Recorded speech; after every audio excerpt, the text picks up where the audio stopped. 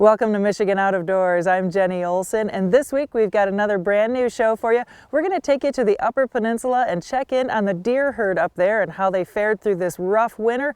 We'll also take you on the PM River for some late winter, early spring steelhead fishing action. And Jimmy was out on some of the last ice of the season. Well, Jenny, we are pretty excited for those first two stories this week. We were also going to have what we think anyways is our last ice fishing story of the year.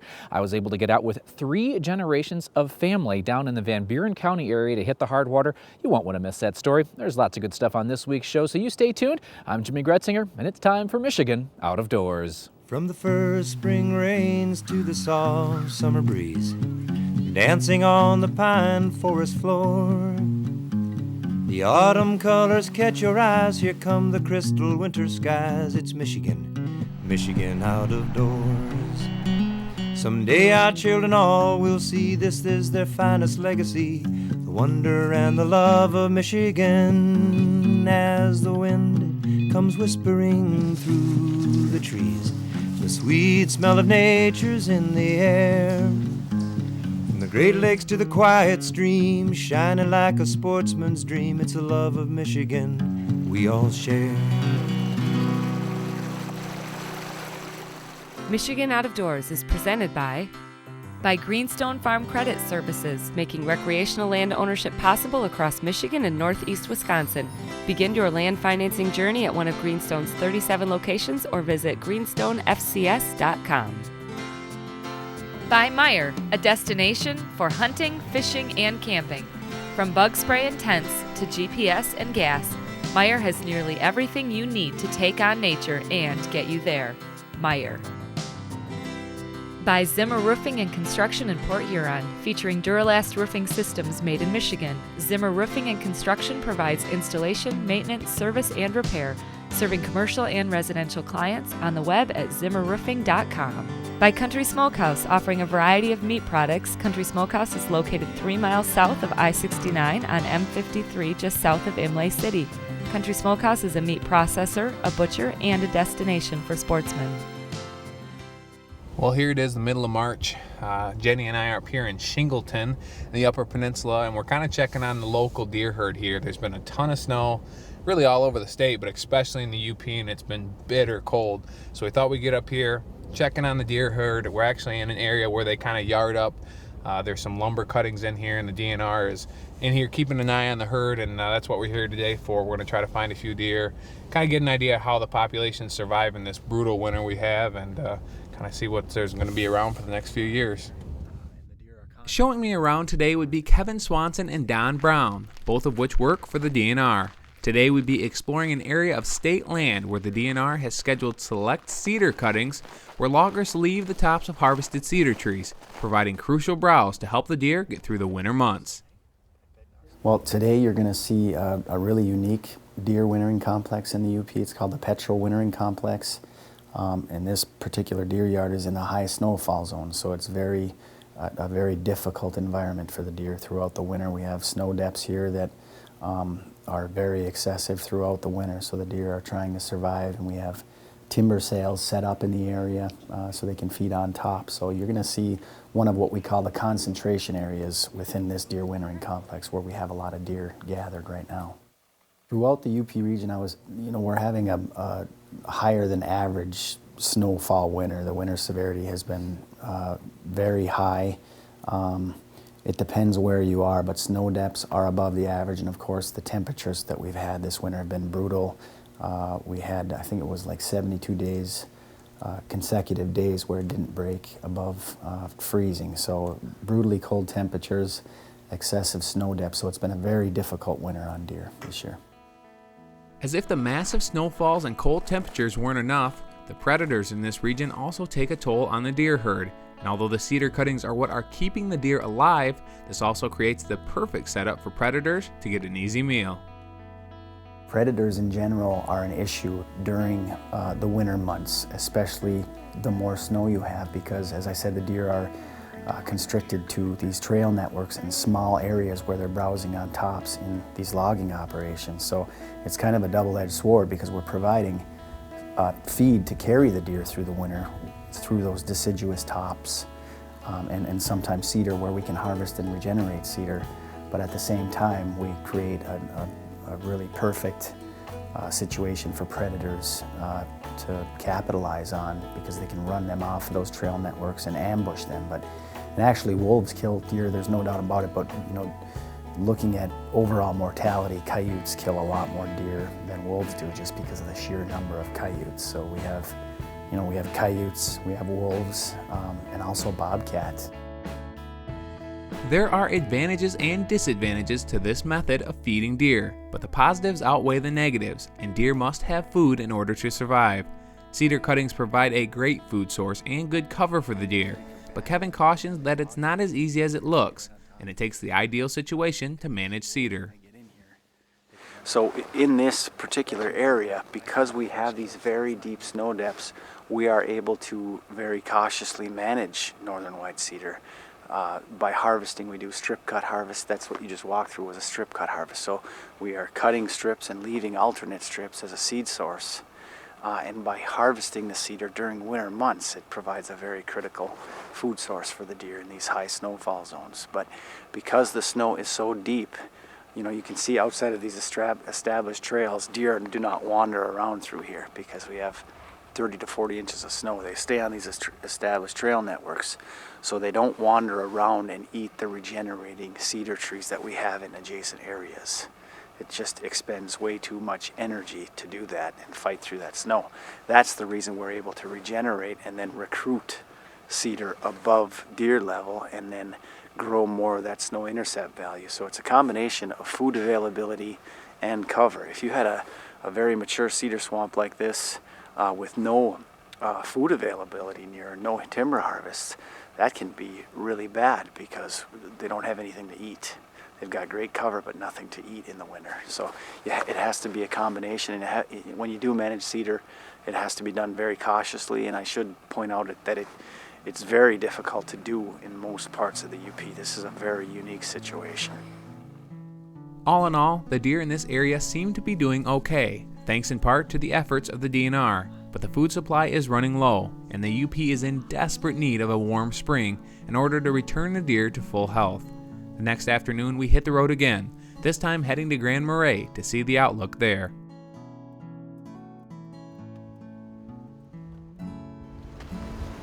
We are here, and so are the deer. This is incredible.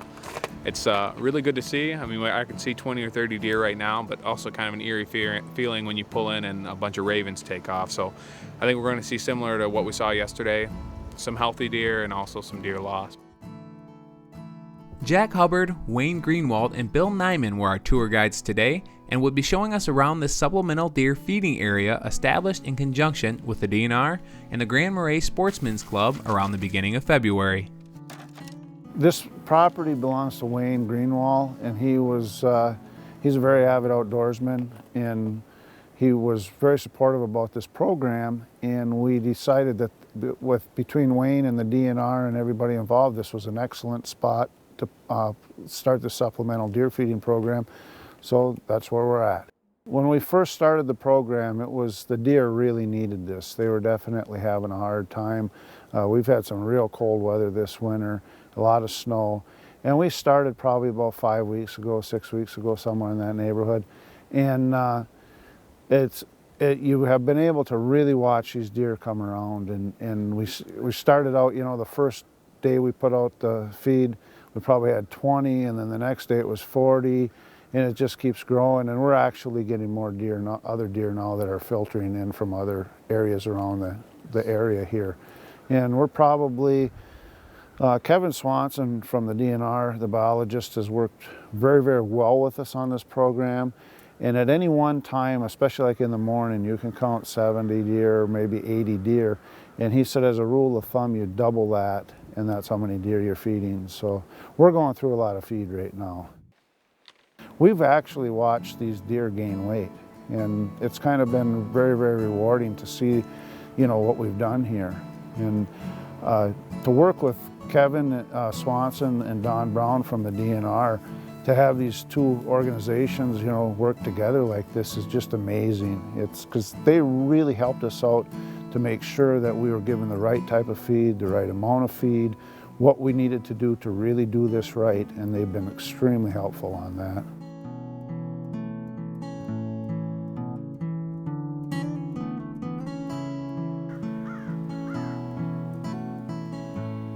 It's really nice to see the DNR along with private citizens really going above and beyond to help protect our deer herd in the UP, especially after this winter, one of the worst winters we've had in the last few decades here in Michigan. Next up, we're going to switch gears and we're going to hit the river for some of the last wintertime steelhead fishing of the year.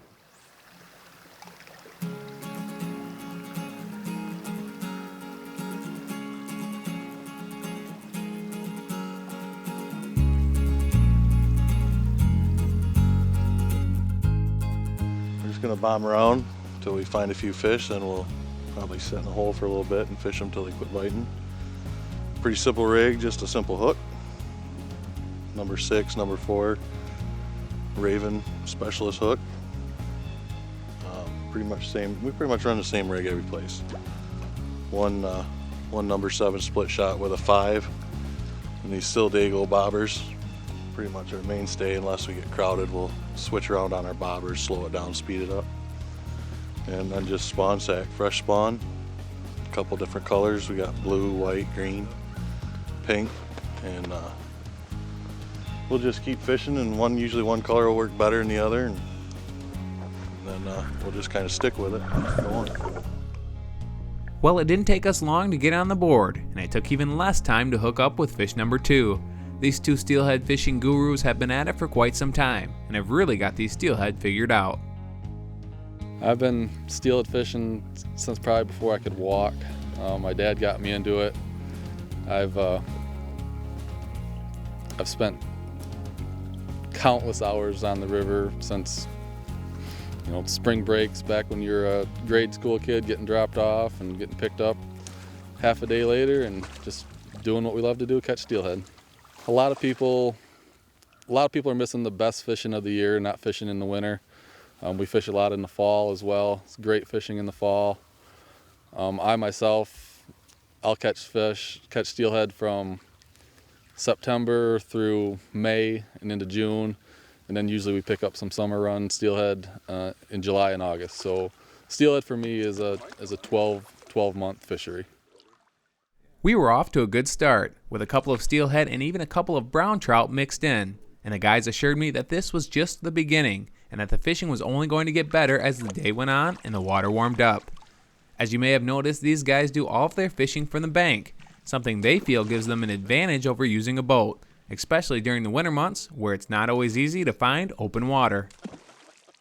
Being on the bank, we can change the angle just a little bit. Those fish get tired of seeing that same drift over and over and getting beat. And so, just move over a couple feet sometimes, and it puts the fish, just puts that bag in a little bit different spot, or, just gives you a little bit different angle to slow that bobber down or speed it up or whatever you need to do. I guess just being mobile. I mean, if we fish here and we don't like what's here, we'll get up and get in the car and go to another spot. And with a boat, you're kind of stuck to fishing, and once you anchor, it's hard to move a boat around quiet and stay on the fish.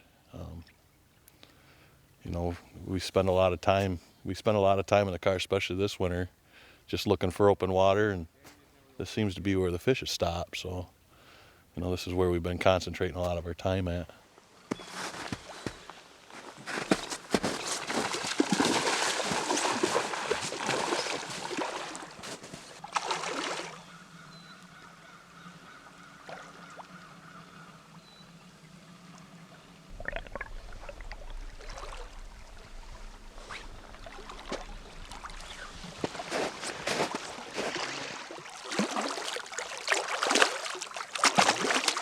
As the morning progressed, the fishing continued to get better and better, including our first double of the day, which happened on the first 2 casts in this particular hole. Fish on.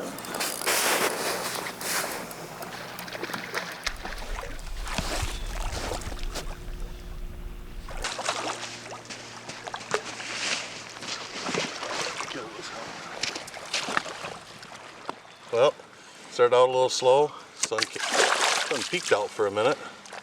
Got up here and a couple of quick bites. Two nice hens. This one spawned out. That one looks like she's still full and tight. We'll put these back and see if we can get a couple more. Well, the very next cast yielded yet another fish, and from there on out, things really picked up.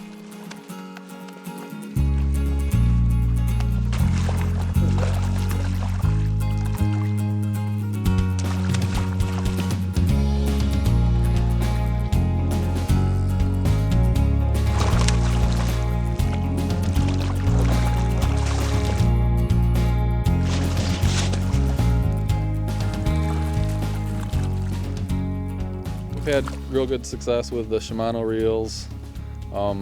We've been tying all our own bats and rods for the last few years and had very good success with them. Today we're using the 11.5 foot.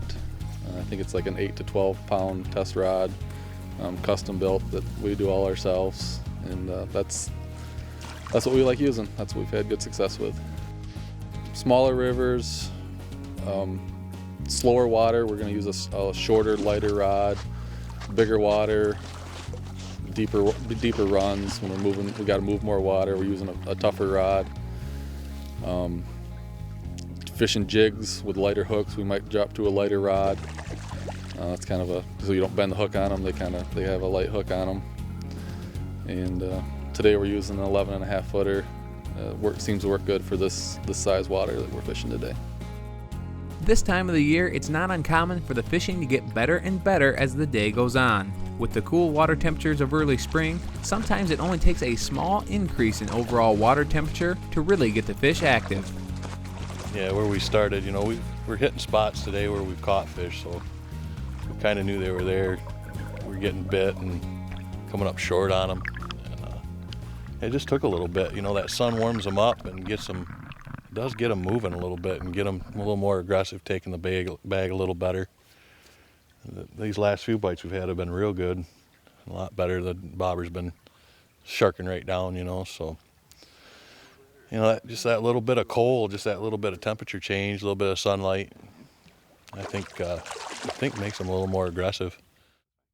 The fishing today had been pretty darn good, but if there was one thing we were missing, it was one really big fish. This year has been a banner year for big steelhead, with lots of 10-pound plus fish being caught. And as we made our way to one of the last holes of the day, we were finally able to catch up with one great fish.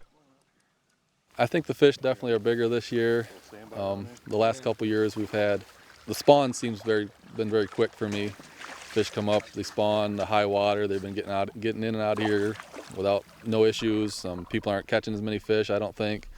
Definitely a lot bigger fish this year. We've seen fish up to 20 pounds. We've had fish 15 pounds yesterday, over 12 pounds today. It's just some really nice fish this year. Told you, 12 pounds. Loading that rod up on a big fish like that last one there, that's, that fish makes the day for sure.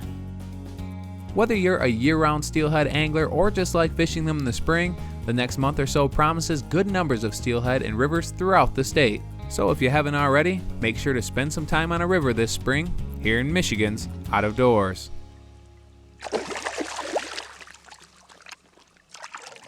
Well, at the beginning of the show, I mentioned that this is probably going to be our last ice fishing story of the year. But, who knows? With the way this winter is hanging on, we could be ice fishing well into April and even May. Who knows? But anyways, what we're going to show you on this week's program is 3 generations from the Van Buren County out hitting the water. We had to postpone this trip several times throughout the winter because the weather was just too bad to get kids out on the ice. Well, we finally had a break in the weather, but would the fish cooperate?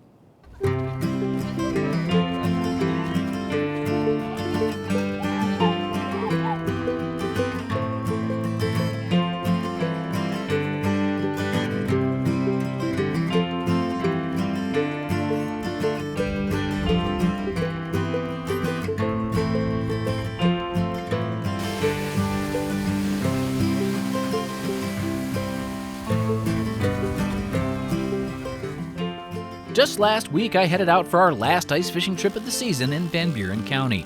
Today was pretty special because 3 generations would be hitting the ice today. We had quite a crew this Friday evening. It's about 8 foot. Okay. So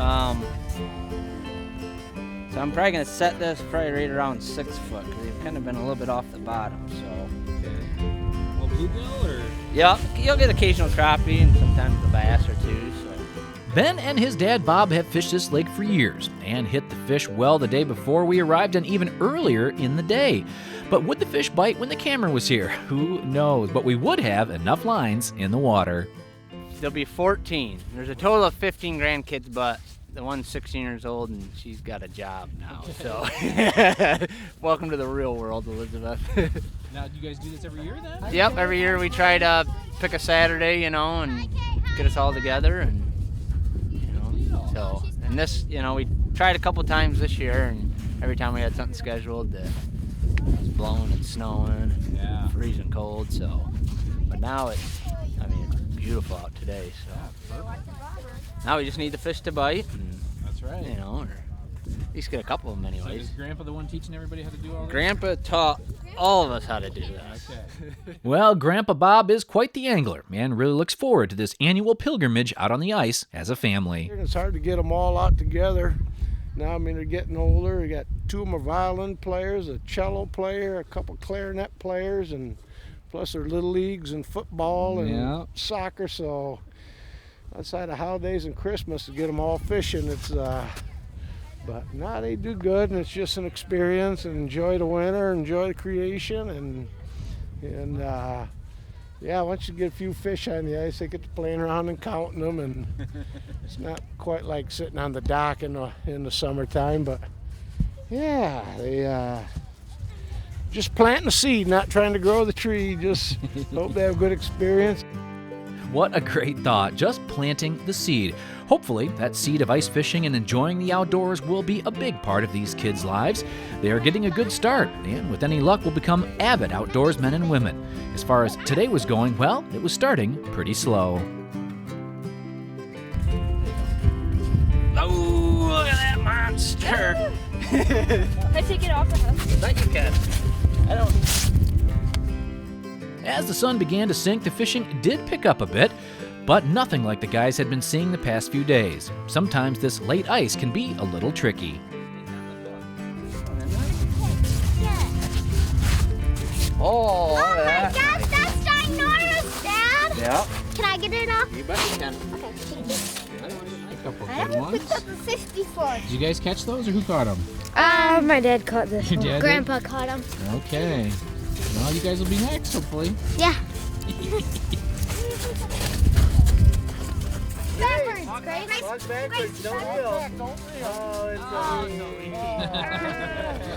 caught a salad. I caught salad.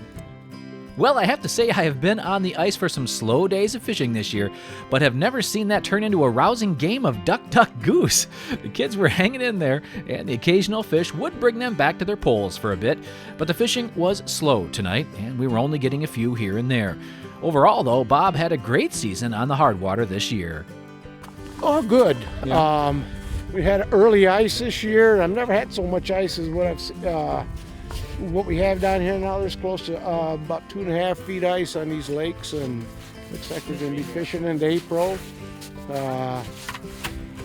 Probably this year, probably 400 or 500 fish I've taken out of this lake, bluegills, and a real nice bluegill. Well, I want to say a special thanks to the Vanderlucht family for letting me tag along today. The fishing was not what Bob and Ben had hoped for, but you know what? That's fishing, and that's okay. Much more important, kids got out with their parents and grandparents for a day of fishing, and that is much more important than how many fish you have in the bucket at day's end. Passing on that love of the outdoors is what it's all about. And today kids saw that even on a slow day of fishing, Grandpa, well, he still has the magic touch here in Michigan's Out of Doors. Thanks for joining us this week for Michigan Out of Doors. Make sure you check us out online when you get a chance. You can do it a couple of different ways on our Facebook page at Michigan Out of Doors TV or on our website at michiganoutofdoorstv.com. And coming up over the next few weeks, we're going to break out of the winter time and into some of our springtime traditions here on the television show. Well, coming over the next few weeks here on Michigan Out of Doors, lots of brand new action, and it's time for our annual Big Buck Nights. Next week's program is going to be Big Buck Night East from Novi. The following week will be Big Buck Night West from Grand Rapids. So lots of good stories coming over the next few weeks here on your PBS station. And hopefully, if we don't see you in the woods or on the water, we'll see you right back here next week for Michigan Out of Doors. Michigan Out of Doors is presented by the Department of Natural Resources Fisheries Division, reminding fishermen that they are our first line of defense in stopping aquatic invasive species. To minimize the risk of invasives, it is required by law to properly dispose of live bait after your fishing trip. By doing so, you help protect Michigan's world-class fishery. By Pictured Rocks Boat Cruises of Munising, exploring Lake Superior's Pictured Rocks National Lakeshore with its sandstone cliffs, caves, waterfalls, and lighthouses. Pictured Rocks Boat Cruises on the web at picturedrocks.com. By Propane, exceptional energy. Propane retailers promote the safe use of Michigan-produced gas energy in homes, farms, and businesses across our great state. Learn more at usemichiganpropane.com. By Meyer, a destination for hunting, fishing, and camping. From bug spray and tents to GPS and gas, Meyer has nearly everything you need to take on nature and get you there. Meyer. Closed captioning is brought to you by Propane, exceptional energy. Propane retailers promote the safe use of Michigan-produced gas to outdoor enthusiasts across our great state. When I wander far away, a dream stays with me night and day. It's the road that leads to my home state. I am a Michigan man. Changing seasons paint the scene like rainbow trout in a hidden stream. The white-tailed deer in the tall pine trees. I am a Michigan man. I am a Michigan man. Ask where I'm from and I'll show you my hands. Lord above, love